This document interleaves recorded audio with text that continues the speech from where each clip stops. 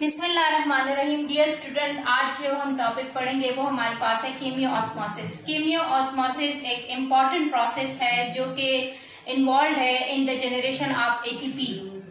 आप एटीपी से अच्छी तरह, एटीपी के फंक्शन से आप अच्छी तरह वाकिफ है कि एटीपी एनर्जी रिच कंपाउंड्स है जो कि बॉडी को, यानी बॉडी के हर सेल को एनर्जी प्रोवाइड करते हैं। सो एटीपी की production in the process of photosynthesis कैसे होती है, that is the by the process called chemiosmosis. So let's define the first process, chemiosmosis. Chemiosmosis is basically the photophosphorylation of ATP. The mechanism involved in the production of ATP is called chemiosmosis. अब इस process में होता क्या है, इसमें आपने सबसे पहले जो है इस डायग्राम को अच्छी तरह समझना है। पहले आपने इसमें दो रीजन इस डायग्राम में नोट करने हैं। एक यहाँ पे मैंने लिखा हुआ है थाइलाकॉइड इनर स्पेस और एक है हमारे पास स्ट्रोमा।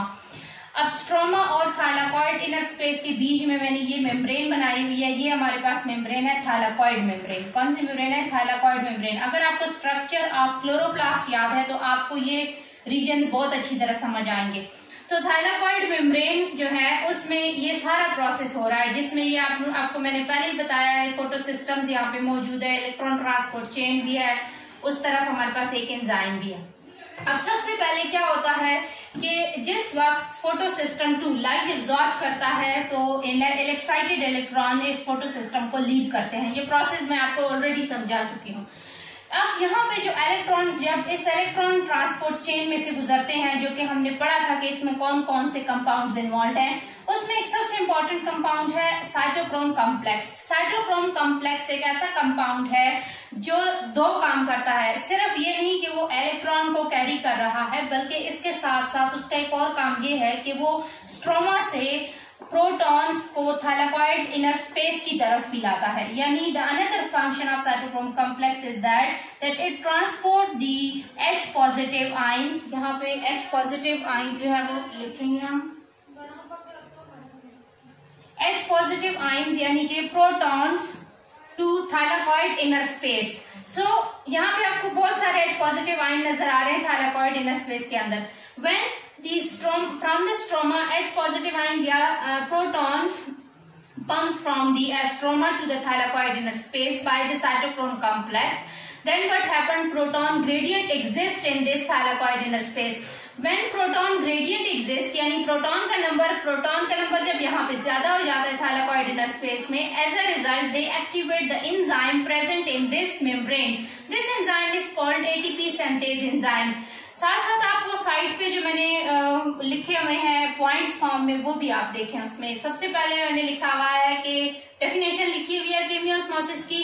सेकंड पे मैंने साइटोक्रोम कॉम्प्लेक्स के बारे में लिखा हुआ है कि ये स्ट्रोमा से थाइलाकॉइड इनर स्पेस की तरफ H पॉजिटिव आयंस लेकर आता है। फिर as a result proton gradient exist करता है inside thylakoid inner space, and as a result what happened? ATP synthase enzyme becomes activated. अब यहाँ पर ATP synthase enzyme as the name indicate, ये वो एंजाइम है जो एटीपी की प्रोडक्शन में इन्वॉल्व है। इसके यहाँ पे दो काम है। नंबर 1 ये है कि ये ना सिर्फ स्ट्रोमा से, ये ना सिर्फ थाइलाकॉइड इनर स्पेस से प्रोटॉन को वापस पंप करता है स्ट्रोमा की तरफ, यानी what is the first function of ATP synthase, that it not only pumps the H positive ions from thylakoid inner space to the stroma, also it catalyzes the reaction which involved in the combination of the ATP into inorganic phosphate to generate ATP। यानी इसका एक काम ये भी है कि ये उस रिएक्शन को भी कैटलाइज करता है जिसमें इनऑर्गेनिक फास्फेट एंड एटीपी एक दूसरे के साथ कंबाइन होते हैं और एटीपी की प्रोडक्शन होती है। सो दिस होल मैकेनिज्म जो यहाँ पे मैंने पूरा एक्सप्लेन किया है, यहाँ पे आपको एटीपी जनरेटेड नजर आ रहा है। इस पूरे मैकेनिज्म को हम कहते हैं कीमियोऑस्मोसिस, और इस मैकेनिज्म में हमारे पास सबसे इंपॉर्टेंट एंजाइम कौन सा इन्वॉल्व है? ATP synthase. So hope so आपको कीमियोऑस्मोसिस समझ आ गया। याद रखें ये जो कीमियोऑस्मोसिस हमने पढ़ा है, it is the process which take place in the process of photosynthesis. ठीक है, जो हम रिस्पायरेशन का पढ़ेंगे तो वो भी इससे मिलता जुलता है, उसको भी हम डिस्कस करेंगे। आपको दोनों जो है वो प्रोसेसेस में डिफरेंस का पता होना चाहिए।